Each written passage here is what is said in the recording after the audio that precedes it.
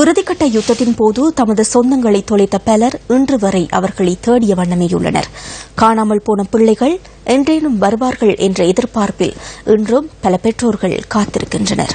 அவர்களுள் ஒருவரே கிளிநொச்சியைச் சேர்ந்த கதாநாயகி. தனது 3 பிள்ளைகளுடன் நிம்மதியாக வாழ்ந்து வந்த புவனேஸ்வரன் கதாநாயகி தம்பதியினரின் வாழ்க்கையில் போர் பேரிடியாக வந்தது.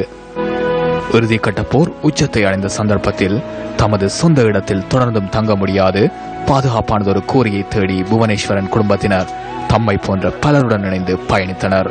இவ்வாறு பயணித்துக் கொண்டிருந்த சந்தர்ப்பத்தில் வலிஞர்மடம் பகுதியில் துரதிருஷ்டவசமாக அவர்களின் 18 வயது நிரம்பிய மூத்த மகளான சிவகோகிலாவை அவர்கள் தவறவிட்டனர். எங்கும் தேடியும் சிவகோகிலாவை காணாத அவர்கள் ஏனைய 2 பிள்ளைகளை ஏனும் காப்பாற்ற வேண்டும் என்ற நோக்கில் தொடர்ந்து முன்னோக்கி நகர்ந்தனர். அதன் பின்னர் வவுனியான் நலன்புரி முகாமில் தங்க வைக்கப்பட்ட புவனேஸ்வரன் குடும்பத்தினருக்கு மகள் உயிருடன் இருப்பதற்கான தகவல்கள் உறவினர்கள் மூலம் கிடைத்துள்ளன.